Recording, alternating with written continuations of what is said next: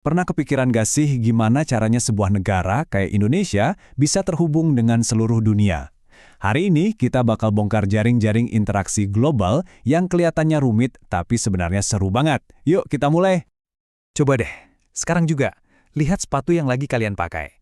Pernah iseng ngecek labelnya dan bertanya, ini dibikin di mana ya? Mungkin kedengarannya sepele, tapi jawaban dari pertanyaan itu adalah pintu masuk ke sebuah cerita global yang luar biasa.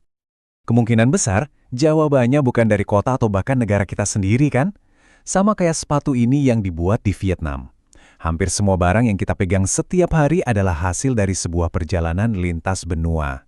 Nah, ini bukti nyata pertama betapa dunia kita saling terkoneksi. Betul banget, dari HP di tangan kalian sampai kopi yang mungkin lagi kalian minum, semuanya itu bagian dari kisah besar hubungan internasional. Sekarang, yuk kita bedah mesin penggerak di balik semua ini. Coba bayangin deh, ada dua desa. Yang satu, jagonya nanam padi, namanya Desa Sumbersari. Satunya lagi, jago bikin kaos yang nyaman, namanya Makmur Jaya. Kira-kira, mereka bisa bertahan hidup sendiri-sendiri gak? Tentu aja enggak dong, mereka perlu saling tukeran. Nah, prinsip super simple inilah yang jadi dasar hubungan antar negara. Waktu Vietnam menjual sepatu ke Indonesia, itu namanya ekspor buat mereka. Sebaliknya, pas kita di Indonesia yang beli, itu namanya impor. Dua kegiatan inilah, ekspor dan impor, yang jadi jantungnya ekonomi global. Tapi, hubungan antar negara itu jauh lebih dalam loh dari sekedar jual-beli. Ini juga soal pertukaran budaya kayak musik dan film, kerjasama keamanan buat menjaga perdamaian, sampai kolaborasi buat mecahin masalah-masalah raksasa kayak perubahan iklim. Semua interaksi super cepat yang bikin dunia terasa kayak nggak ada batasnya ini dikenal dengan satu kata, globalisasi. Yuk, kita selami gimana fenomena ini benar-benar ngubah cara kita hidup. Gampangnya gini, globalisasi itu proses yang bikin batas-batas negara jadi makin kabur. Apa yang terjadi di satu pojok dunia sekarang bisa banget berpengaruh ke seluruh penjuru dunia, kadang cuma dalam hitungan jam aja. Terus apa sih yang mendorong ini semua? Ada 3 pilar utama, ekonomi global yang saling nyambung, teknologi komunikasi kayak internet yang instan banget, dan transportasi super cepat. Kombinasi ketiganya inilah yang bikin dunia kita serasa menyusut. Dampaknya kita rasain tiap hari. Dari musik K-pop yang mendunia, serial TV dari berbagai negara yang kita tonton di platform streaming, sampai klub sepak bola Eropa yang kita dukung mati-matian, semua itu contoh nyata dari globalisasi budaya. Lalu, di mana posisi Indonesia di tengah panggung dunia ini?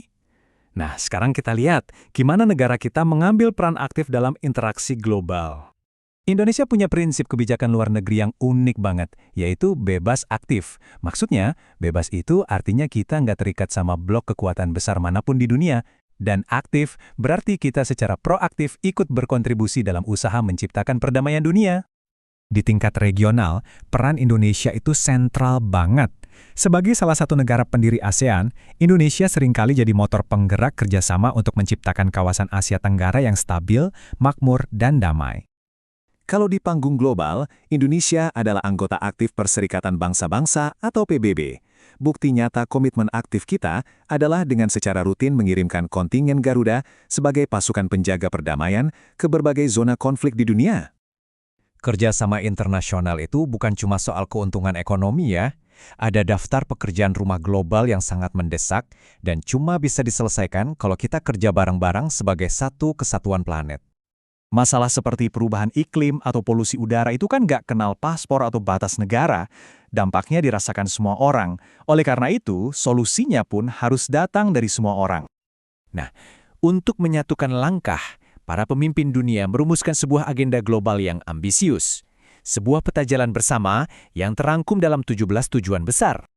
Inilah yang disebut Tujuan Pembangunan Berkelanjutan atau SDGs. Ini bukan sekedar daftar biasa loh. Ini adalah komitmen global untuk menciptakan masa depan yang lebih baik. Mulai dari menghapus kemiskinan, memberikan pendidikan berkualitas, sampai mengambil tindakan iklim yang tegas. Di tengah gempuran budaya global, sebuah pertanyaan penting muncul. Gimana caranya kita bisa tetap terhubung dengan dunia tanpa kehilangan jati diri kita? Yuk kita bahas soal menjaga warisan budaya. Untungnya nih ada badan dunia bernama UNESCO. Misi utama mereka adalah untuk melindungi warisan budaya dan alam paling berharga di seluruh dunia, demi kemanusiaan. UNESCO ini membagi warisan budaya jadi dua jenis. Pertama, warisan benda, yaitu sesuatu yang fisik dan bisa kita sentuh, kayak megahnya Candi Borobudur. Kedua, ada warisan tak benda, yaitu tradisi hidup seperti pengetahuan dan keterampilan membatik. Jadi, yang dilindungi itu bukan kain batiknya, tapi seni di baliknya. Keren kan? Ada sebuah kutipan yang dalam banget. Jika budaya sudah tak dikenal lagi, maka bangsa pun akan hilang. Ini ngingetin kita kalau budaya itu bukan sekedar hiasan. Ia adalah fondasi identitas, jiwanya sebuah bangsa. Kalau itu hilang, kita kehilangan sebagian besar dari diri kita. Ini membawa kita pada pertanyaan akhir yang krusial. Saat dunia menawarkan begitu banyak hal, bagaimana kita bisa merayakannya sambil tetap merawat dan melestarikan keunikan kita sendiri? Ini bukan hanya tantangan, tapi juga sebuah peluang besar bagi generasi kita.